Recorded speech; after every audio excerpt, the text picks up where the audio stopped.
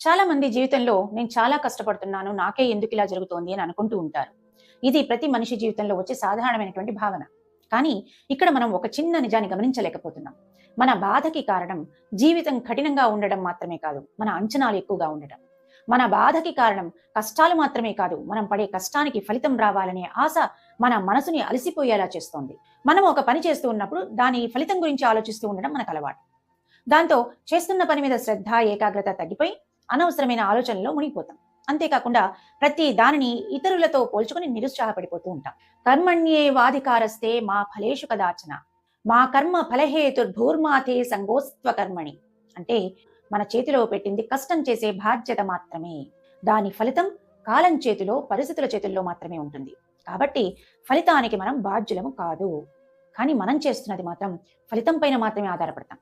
భగవంతుడు చెప్పేది ఫలితం ఎప్పుడు ఎలా వస్తుందో నీ చేతిలో లేదు, కానీ నీవు చేస్తున్న ప్రయత్నమే నీ విలువను నిర్ణయిస్తుంది అంటారు. ఈ విషయం అర్థమైతే సమస్యలు మన జీవితాన్ని శాసించవు. మనిషి పరాజయంలో నిలబడగలుగుతాడు, విజయంలో వినయంగా ఉండగలుగుతాడు.